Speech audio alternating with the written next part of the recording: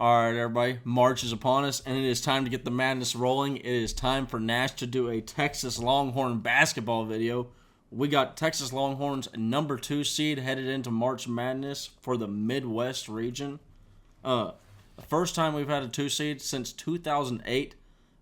Shout out to AJ Abrams and DJ Augustine. That's one of the few teams that I actually remember watching as a Texas Longhorn fan, and I do remember playing on the NCAA 09 March Madness, going over to my friend's house. Always choosing the McNeil legend, AJ Abrams. Hook 'em horns, hoof 'em Mavs. Let's get that going. But yeah, so we're going to be talking about that today. If you like the video, drop a like on the video, subscribe to the channel, and comment down below your thoughts on the Texas Longhorns. Alright, so Texas number 2 seed is going to be facing the number 15 seed, Colgate University. Got to keep those teeth white, keep them brushed. Thursday, 6:25 p.m. on TBS. The line right now currently is a 13.5 point favorite for Texas, 148 over-under. So they are expecting some points to be scored, but Texas is a decent favorite in this right now, and that's kind of the theme right here, and we'll go over. I'll get into some expert analysis here in a second because, I'm gonna just let you know right now, Nash is not a basketball guy. I know the basics of the stuff. I know about you want to cut. I know all that stuff. I don't know how to attack a zone. I don't know all that. So I'm not even gonna try to give you all that analysis. This is just a fan. I'm going to update y'all with the people that have said stuff that know what they're talking about, and then also it just kind of give you all a rundown of what's to come. So, what are the people that know what they're talking about saying? Well, let's go with Jay Bilas. I'm sure any of you basketball fans might know who that is. If I know him, you sure as heck got to know him. But this is his rundown right now. Texas, how we're going to win. We're going to win with guards. We got depth and turnovers, okay? How we lose. Not a great rebounding team. That's one of our flaws. That is the flaw. We have a very short roster. Not a bunch of big guys, and we've been out-rebounded all year. Colgate, this is for them. Offensive execution, cutters, three-point shooting. Now, that's about, like I said, cutters, that's about the extent of my basketball knowledge. But I do know this. 41% from the three-point land. That is dangerous. You cannot let them get hot from the three. I know that much 100%. But their flaw, bottom 100 defense against the three, and then also bottom 100 and getting free throws made. So, I know this much. You got to make those free throws. You have to make those free throws. And then a standout player for them, you got the guard, Tucker Richardson. Watch out for him. I know I will. So, thank you, Jay Bilas, for that. All right, and then, so here we go. We're going to be heading into some potential opponents that we have for each round. Now, I'm not going past round 32. I'm just going to sit there and I'm going to give it to y'all straight. We're sticking with this round and the next round, and then we will update it if we need to go past further. But round number 1, obviously, Colgate. That's not changing. We don't have a play-in game, but reminder, play-in games are starting tonight. March Madness starting tonight. Let's go. Be sure to tune in for that. For some weird reason, I agree with Jay. He had a little rant on this, and I'm going to do a little sidebar. A play-in game for the 11th seed? What? Give those guys. They deserve it. They deserve it.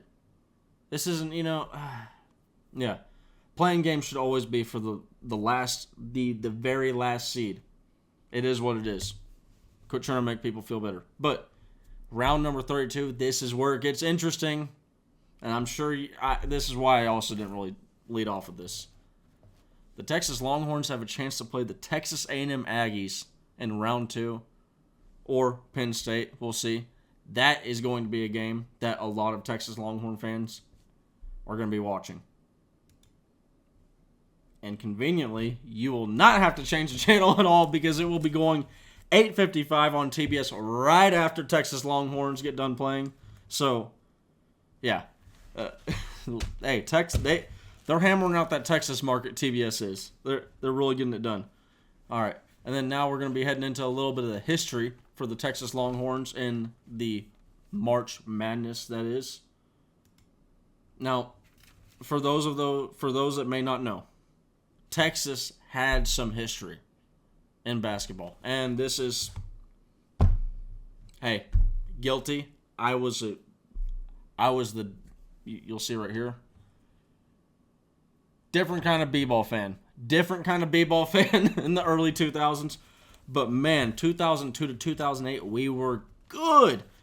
15-7 record so 15 wins, 7 losses in the postseason. When you talk about the exits of the rounds, round 64, so the first round exit, one time we were an 8 seed for that. One time we had a second round exit. We were a number 4 seed for that one. 2 times we exited in the Sweet 16 in that span. 3 and 6 seed for those. 2 times we exited in the Elite 8. We were both number 2 seeds for that. Reminder, we're 2 seed this year. And then number 1, we made a Final Four one time, number 1 seed.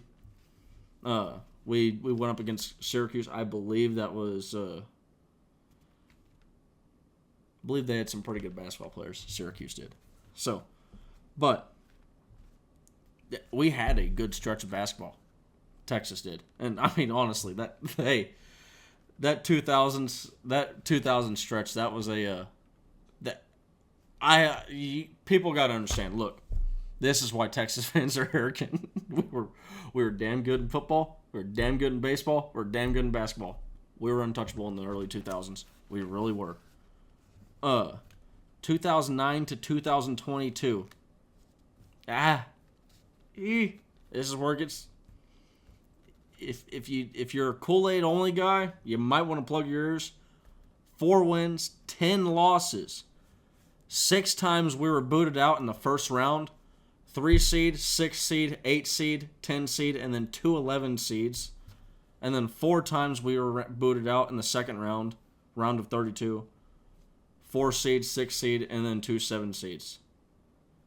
But I mean, so we are going for our first Sweet 16 Elite 8 appearance since the year 2008. Going for our first Final Four appearance since, I believe, 2004. This is, I mean, and here's the other deal. I say we're going for our first Final Four appearance. A lot of people, you're about to hear this. A lot of people, and it's not just randos like me. Like I remember in years past, every time I'm submitting that bracket, I hammer home Texas as the national champion. And who do you think I have as a national champion in my bracket? I mean, I'm not like, this isn't gonna be like, I'm a very superstitious guy, but I do this every year, so this isn't superstition isn't gonna take over right here. But it's not just randos. It's people that know. It's the Jay Bilases of the world. I believe Jay Bilas has us going to the Elite 8. Either that or the Final Four. There are a lot of people that have us going to the Final Four. I believe Dickie V. He has us going to the championship, I believe. All the way to the championship. And if not, it's the Final Four. I mean, but you're getting the point. There's a lot of people that know what they're talking about, and they're high on this Texas team this year. They are. And this Texas team, they've started to kind of heat up. And that's, I do know this much. Basketball is similar to baseball. You want to get hot. You want to get hot at the end of the year. That's about the number one thing that you want to have happen. But what are the people saying? Okay? Hey, what are the people saying? All right. The people's bracket. Now, this is taking everybody's submitted bracket and just cramming it all into one. Texas as an Elite 8. They have us going out in the Elite 8 round. Houston is being picked 61% over 39% Texas in that round. And then they actually have Houston all the way to the national championship game. Now, this is a little bit different, but by the round, Round 64, we have a 93% advance on people's brackets. That's good for 7th and overall out of all the 64 teams. Round number 32, we have a 72.6% pick advance rate. 7th out of 64 again. Round number 16, we have 55.6% of brackets saying, moving on, butter. I don't know why I said butter. I meant to say brother. But that's good for 4th of 64. Elite 8, 27.5% advance. That's good for 5th of 64. Final 4, 13.4% advance. And then the championship game, we have 6.3% of people picking us. And that's good for 5th as well, of 64. So the people are high on us. The Longhorn fans are high on us. The people that know what they're talking about are high on us. I don't know if that's a good thing or a bad thing. You know, I don't know if this is where the superstition should take in and take over. But man, this is fun to be a Texas Longhorn basketball fan in 2023, and hopefully it is. Hopefully, because we've had a history of first-round exits, and if we have another first-round exit, that would be a very painful experience. But I say that I'm not very casual Texas basketball fan here, but let's be honest, I just want to brag. I just want to brag about Texas basketball is all. But moving on to a very important note right here. And hold on with me 1 second while I pause this, because I really got to make sure. I want to get the exact date right and all this stuff right for this. All right, I just had to make sure I got it right.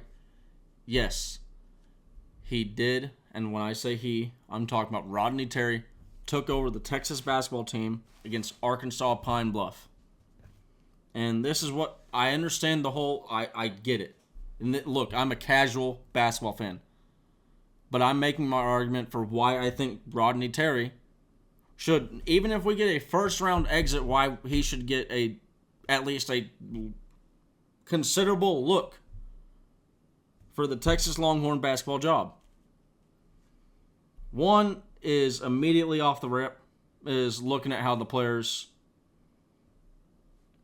how they look up to him, all that stuff. How they stand up for him. You could see the energy that they had for him. Marcus Carr doing the he's him thing. And I know a lot of y'all are rolling your eyes right now. Whatever. At the end of the day, that's how I feel. That stuff does matter. Building relationships with players. Second, and this is my main point. Like, I disregard all the road record and all that stuff, okay? I get that. I get that argument. I hear it. And it's a legit argument. That's a concern.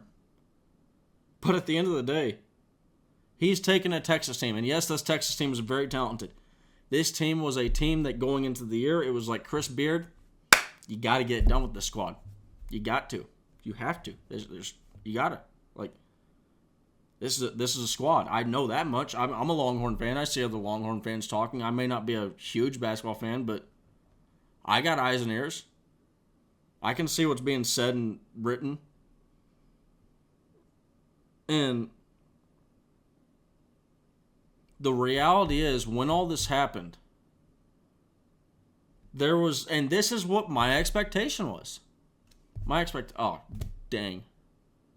Of course, Texas, here we go, off a cliff. Right when things were looking good. Right as things were looking good for Texas basketball. Right off a cliff.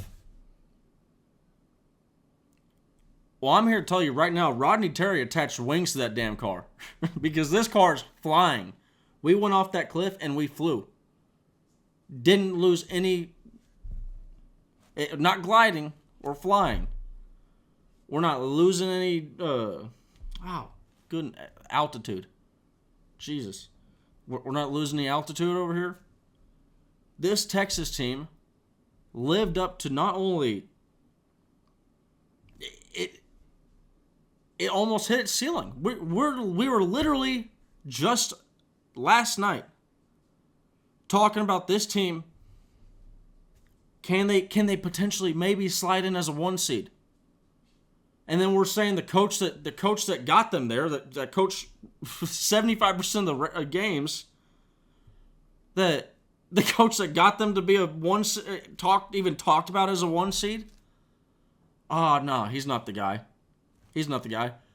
We just won a Big 12 championship, absolutely dominating fashion. Not the guy. Not the guy. You know what? At the end of the day, this is where I look. Longhorn fans, love you a lot of times, but sometimes we get a little wacky. Okay? Rodney Terry has done everything he should to get his name in consideration for this job, but let's go. Hey, Rodney Terry, go win some games. Basketball team, go win some games. Get this man a job. I'm telling you right now, if we make it past if we make it to the Sweet 16 and past, it's over. Stop talking about it. But let's go, everybody. Hope you all have a great day. March Madness is officially here. Hook 'em!